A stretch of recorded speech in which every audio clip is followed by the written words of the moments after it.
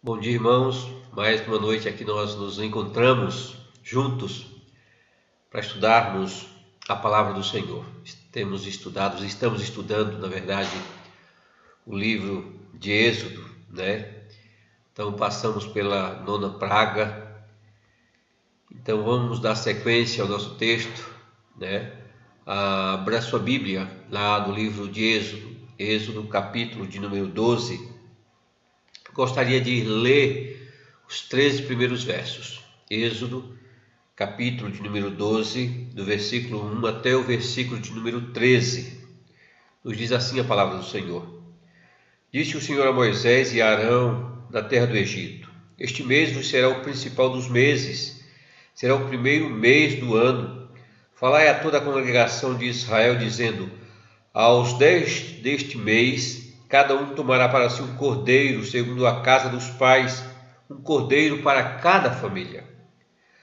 Mas se a família for pequena para um cordeiro, então convidará ele o seu vizinho mais próximo, conforme o número das almas, conforme o que cada um puder comer. Aí calculareis quantos bastem para o cordeiro. O cordeiro será sem defeito, macho, de 1 ano. Podereis tomar um cordeiro ou um cabrito. E guardareis até o 14º dia deste mês, e todo o ajuntamento da congregação de Israel o imolará no crepúsculo da tarde. Tomarão do sangue e o porão em ambas as ombreiras e na verga da porta das casas em que o comerem. Naquela noite comerão a carne assada no fogo, com pães asmos e ervas amargas a comerão. Não comereis do animal nada cru, nem cozido em água, porém assado ao fogo, a cabeça, as pernas e a fessura. Nada deixareis dela até pela manhã, o que porém ficar até pela manhã queimá-los-eis. Desta maneira o comereis: lombos cingidos, sandálias nos pés e cajado na mão.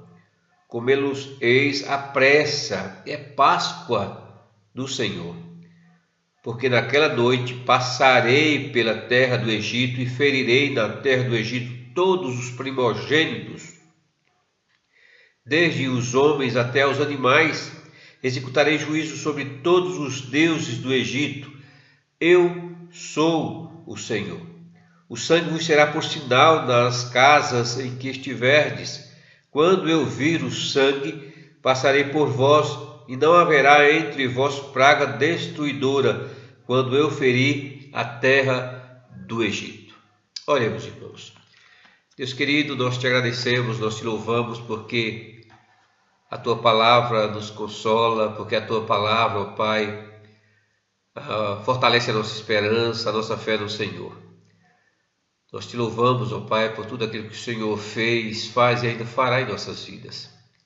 Fala conosco através da tua palavra, nos ensine, nos instrua. Faça isso para a glória do teu nome. Nós te suplicamos em nome do Senhor Jesus Cristo. Amém.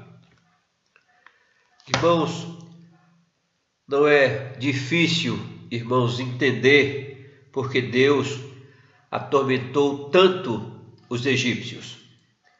Faraó, na verdade, desejava destruir o povo de Deus.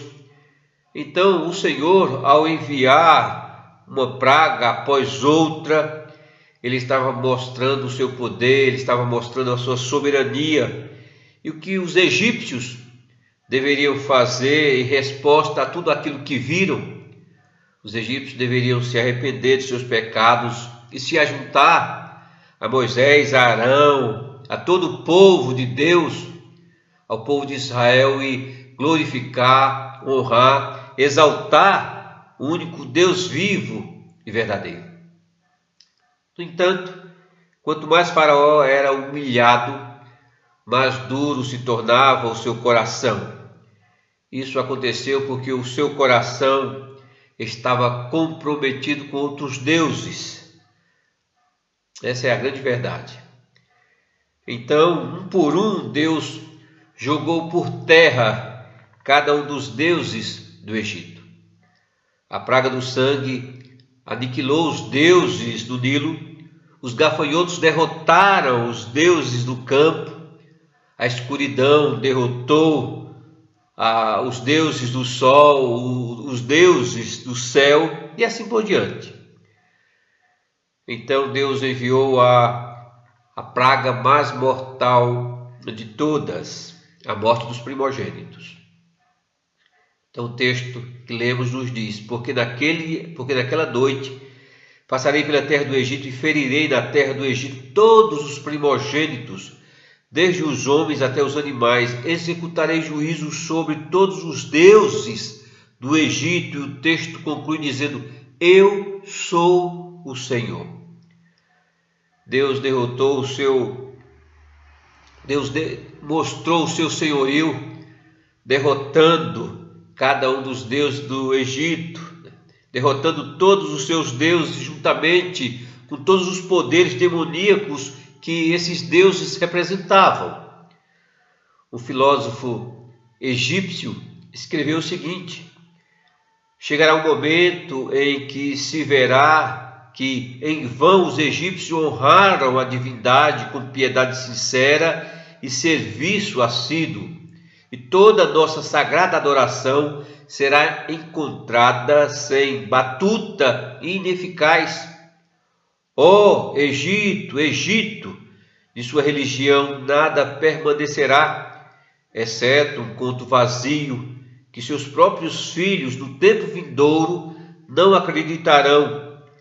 Nada será deixado, mas apenas palavras esculpidas, e somente as pedras contarão a tua piedade. Irmãos, embora essas palavras tenham sido ditas após o nascimento do Senhor Jesus Cristo, essas palavras servem como um comentário sobre tudo aquilo que o Senhor fez no Egito, sobre aquilo que aconteceu no Êxodo, quando o Senhor julgou os egípcios por causa da sua idolatria. É verdade, irmãos, que os israelitas eram tão culpados, pois eram tão pecadores quanto os egípcios, nós não temos dúvida disso. Eles pecaram de muitas formas e muitas vezes, e eles não eram diferentes. Eles também foram culpados de idolatria. Mas irmãos, na última praga, Deus os ensinou sobre os seus pecados, bem como o Senhor os ensinou sobre a salvação de Deus.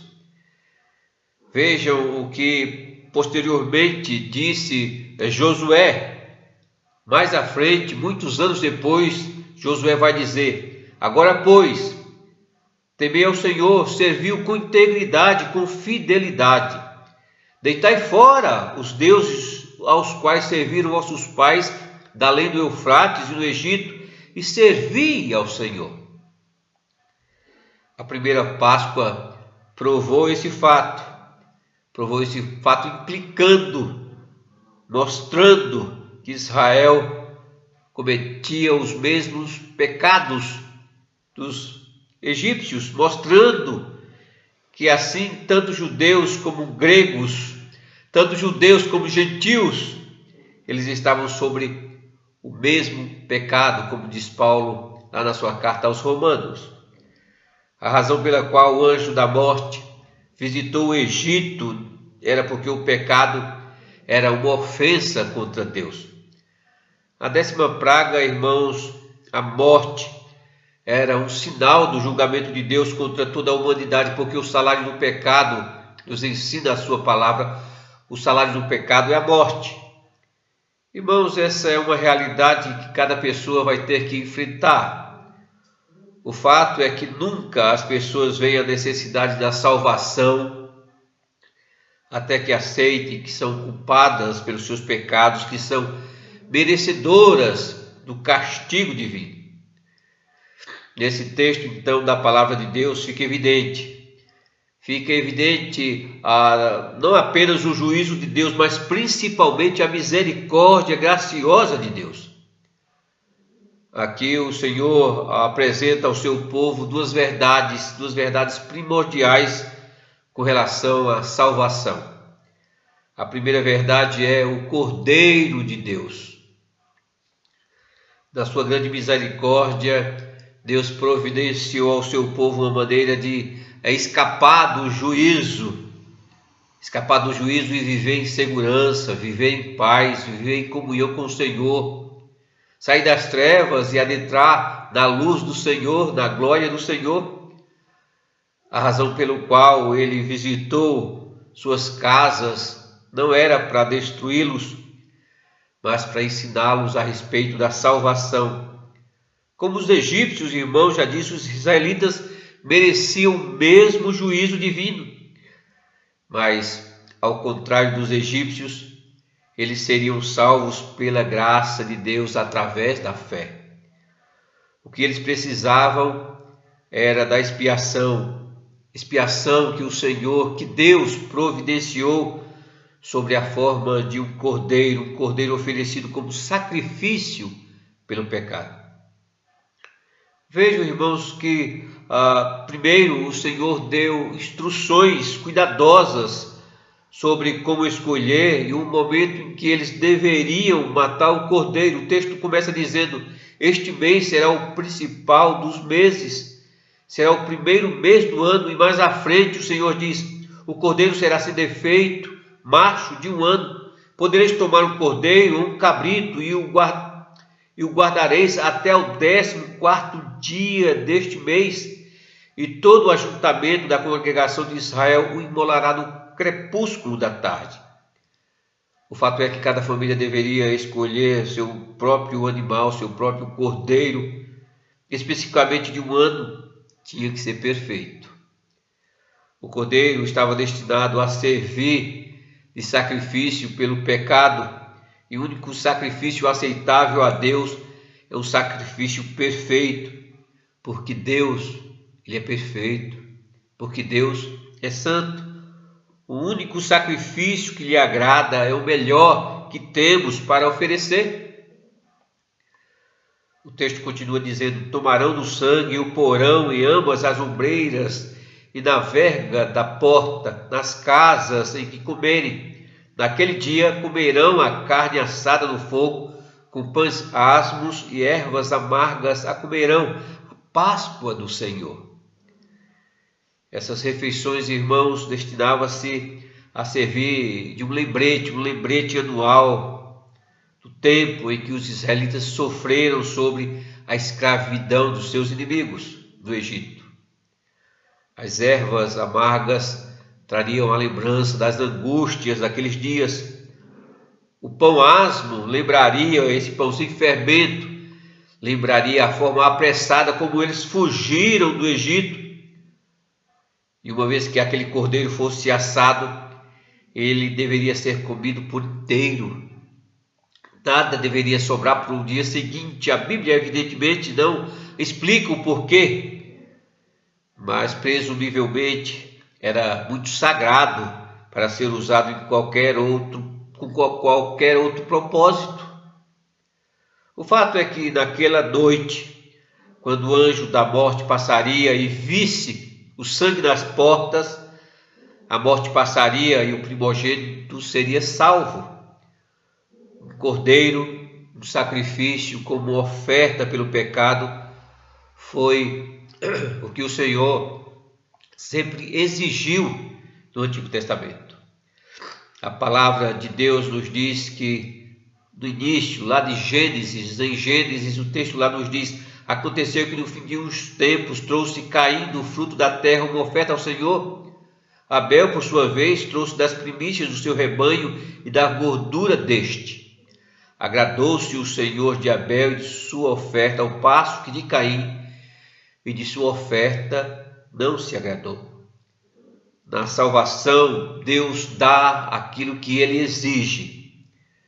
Então, de novo, através da história da redenção, Deus sempre providenciou um cordeiro, outro animal, que seria sacrificado para salvar o seu povo, como símbolo da salvação do seu povo.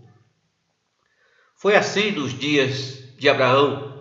Gênesis 22, versículo 7, quando o Senhor providenciou aquilo que ele exigia, um cordeiro para morrer no lugar do seu filho primogênito.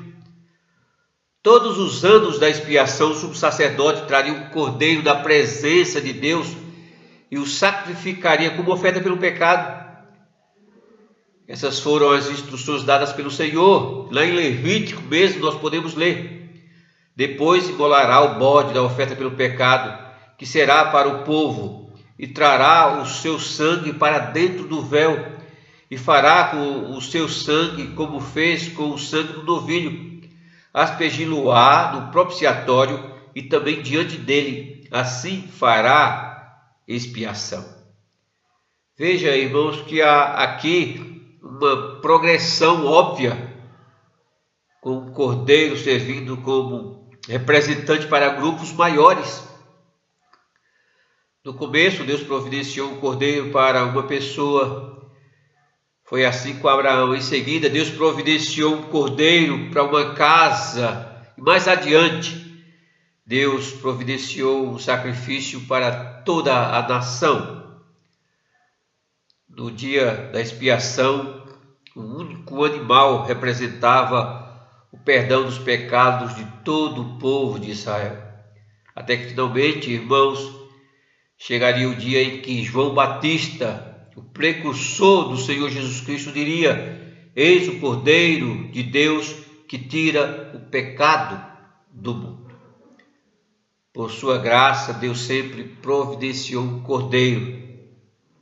Irmãos, a mensagem da palavra de Deus é que qualquer pessoa que deseja se encontrar com Deus deve se chegar a Ele com base no cordeiro que Ele providenciou.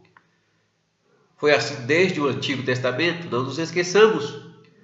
Todos os cordeiros que Ele providenciou na história eram sinais que apontavam para a salvação em Cristo Jesus.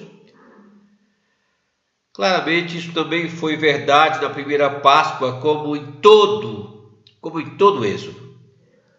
Para que Jesus fosse o nosso cordeiro, ele tinha que ser conforme o padrão de Deus. Desculpa. No Antigo Testamento, o cordeiro tinha que ser perfeito. E assim, irmãos, era o cordeiro de Deus que foi sacrificado, que nos representou ao ser sacrificado na cruz por nossos pecados. Pedro escreveu o seguinte a respeito dele: ele não cometeu pecado, nem dolo algum se achou em sua boca. O autor aos Hebreus diz que ele foi tentado em todas as coisas à nossa semelhança, mas sem pecado. Até mesmo Pôncio Pilatos disse o seguinte a seu respeito: eu não acho nele crime algum. É teologicamente significativo, irmãos, que Jesus tenha sido crucificado justamente na Páscoa, na festa da Páscoa. Isso nos ajuda a fazer conexão entre a primeira Páscoa, essa Páscoa que está acontecendo aqui no Êxodo, e a última Páscoa, quando o Senhor Jesus Cristo daria a sua vida para nos salvar da maldição eterna. O dia em que o Senhor Jesus Cristo fez a sua entrada triunfal em Jerusalém foi o mesmo dia em que muitos estiveram ali levando seus cordeiros, sacrificando. Era Páscoa.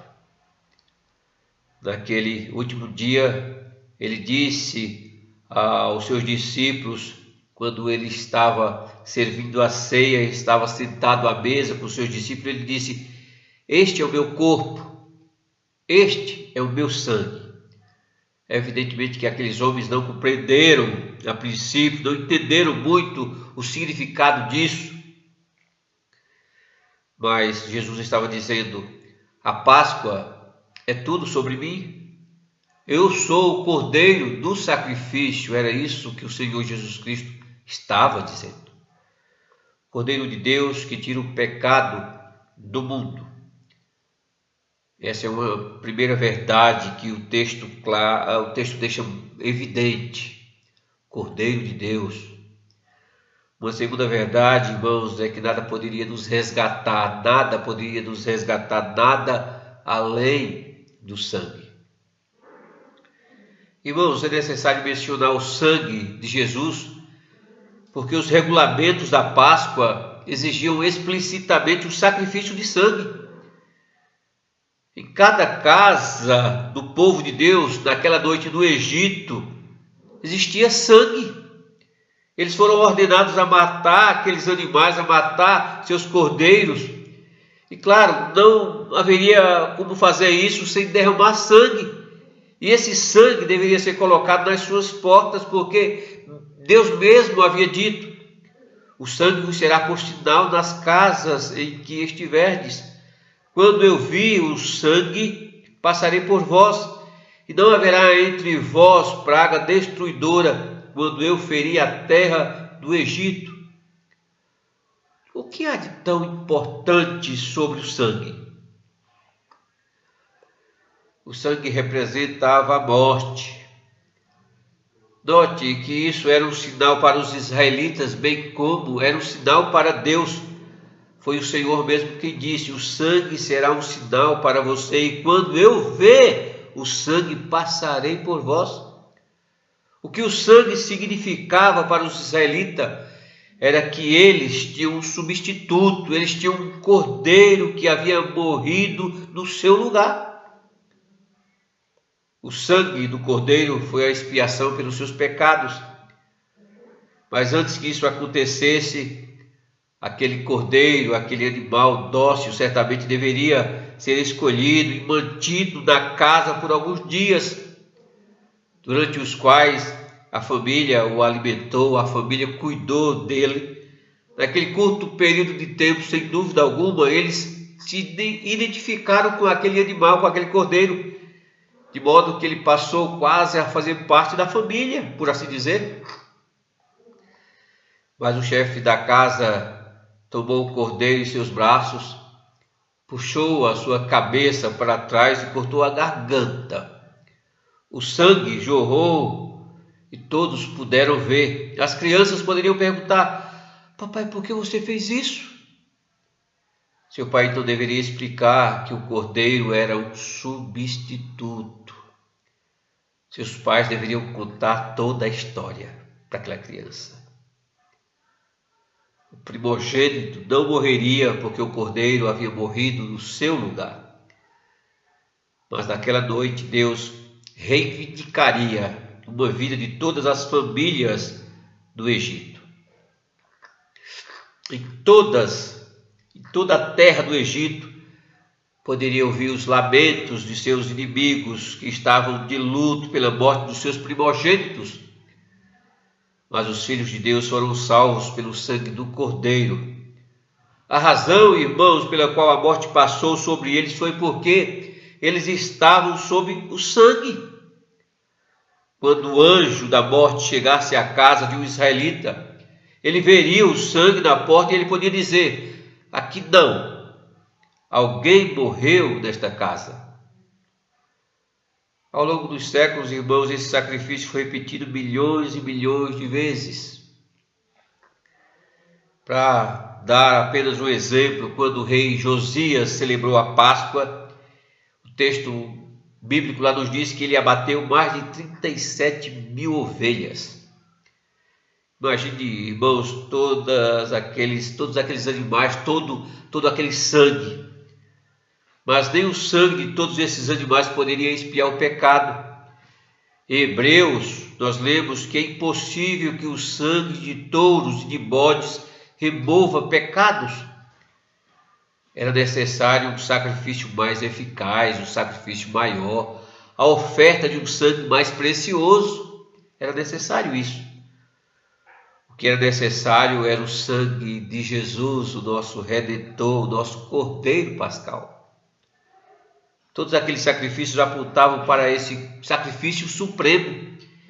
E aqueles que estavam envolvidos nisso tudo deveriam saber que o Cordeiro de Deus se manifestaria e derramaria o seu sangue pelos nossos pecados. Paulo, irmãos, apontando para esse sangue, diz: no qual temos a redenção pelo seu sangue, a remissão dos pecados, segundo a riqueza da sua glória. Fazendo alusão a esse momento, o autor aos Hebreus também diz: por isso foi que também Jesus, para santificar o povo, pelo seu próprio sangue, sofreu fora da porta. O motivo de toda essa ênfase sobre o sangue é muito simples. É muito simples, porque sem o derramamento de sangue não há remissão de pecados. Para sermos salvos da morte, precisamos do sangue de um substituto perfeito que se coloque entre nós e a santidade de Deus. E foi isso que o Senhor Jesus Cristo, o Cordeiro de Deus, fez por mim e fez por você. Quando olhamos, irmãos, para a cruz, nós vemos que foi exatamente isso que o Senhor Jesus Cristo fez. E quando Deus viu o sangue do seu Filho, Ele disse: é suficiente. Minha justiça foi satisfeita, o preço do pecado foi totalmente pago. A morte passará por você e você estará seguro por toda a eternidade. Isso é extremamente consolador para mim, para você, para a igreja do Senhor Jesus Cristo nos dias em que vivemos. A palavra de Deus, irmãos, diz que Jesus não entrou no Santo dos Santos por meio do sangue de bodes ou de bezerros, mas pelo seu próprio sangue de uma vez por todas, tendo obtido eterna redenção. Conclui dizendo: Ele purificará a nossa consciência de obras mortas para vivermos, para servirmos, melhor dizendo, ao Deus vivo. O único meio de ser salvo do pecado, liberto da morte através do sangue do Senhor Jesus Cristo, o Cordeiro de Deus. Foi o que os israelitas fizeram na primeira Páscoa. Eles confiaram no sangue. Colocar sangue na ombreiras das portas era um sinal de fé. Para serem libertos da morte, eles tiveram que acreditar, que crer na palavra de Deus. Isso significava fazer exatamente aquilo que Moisés havia determinado. Foi pela fé, irmãos, unicamente pela fé, que cada família escolheu um cordeiro, e pela fé eles espalharam o sangue na porta. O sangue era uma confissão pública da sua fé, sem dúvida alguma, era um sinal de que eles confiavam na eficácia expiatória do sacrifício, daquele sangue. Foi assim que eles foram salvos, através da graça de Deus, através da fé. Deus providenciou o Cordeiro, isso é graça. Mas eles tiveram que confiar no Cordeiro, isso é fé. Não é isso, irmãos, que a palavra de Deus nos diz? Lá, o autor aos Hebreus, ele diz: pela fé celebrou a Páscoa e o derramamento do sangue para que o exterminador não tocasse nos primogênitos dos israelitas. Se você estivesse no Egito, você sacrificaria um cordeiro? Você faria exatamente aquilo que Moisés falou? Você obedeceria à palavra de Deus? Eu creio que você faria isso. Então você confia, você crê que o sangue que foi derramado na cruz foi derramado para pagar de uma vez por todas os seus pecados, os nossos pecados? Você crê nisso? De fato, você crê nisso? Essa é a razão, irmãos, essa é a razão da nossa fé. Essa é a razão da existência, da nossa existência eterna. Essa é a história da redenção apresentada por Deus desde o Gênesis. A Bíblia diz que Deus, em Cristo Jesus, propôs no seu sangue como propiciação mediante a fé. Deus providenciou o Cordeiro de Deus. Deus providenciou o Cordeiro que tira o pecado do mundo. E todos que confiam no seu sangue serão salvos. Estarão guardados em segurança. Todos haverão de entrar na terra prometida do lar celestial. Não há outro meio, irmãos, senão nos curvar diante do Cordeiro de Deus que morreu, diante do Cordeiro de Deus que ressuscitou, para que vivêssemos, para que tivéssemos vida e vida eterna. Nós não temos outra maneira de nos colocar diante dele reverentemente, não de fato reconhecer que ele, só ele é digno de toda a glória, de todo o nosso louvor, de toda a nossa adoração, de toda a nossa vida, que ele é Senhor. Devemos entender o que isso implica. Irmãos, um dia comprovaremos e provaremos dessa realidade, porque fomos libertos da escravidão do pecado para vivermos para a glória do Senhor. Que o Senhor nos abençoe, que aguardemos esse dia, que de fato possamos viver essas verdades todos os dias, aguardando aquele dia em que provaremos todas essas maravilhas. O dia em que estaremos na presença do Senhor para todo sempre, na glória eterna. Que o Senhor nos abençoe grandemente. Amém. Oremos. Pai querido, nós te agradecemos, nós te louvamos, ó Pai, porque a tua palavra é de grande consolo às nossas almas. Pai, ensina-nos a viver essas verdades a cada dia, esperando aquele dia. Pai, nos instrui, molda-nos, ó Pai, conforme o teu querer, conforme a tua vontade, de maneira que em tudo o Senhor seja exaltado, glorificado em nossas vidas. Abençoa-nos, Senhor, em nome do Senhor Jesus Cristo. Amém.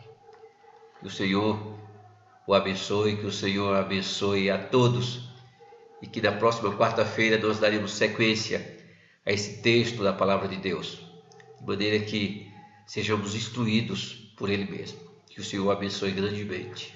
Amém.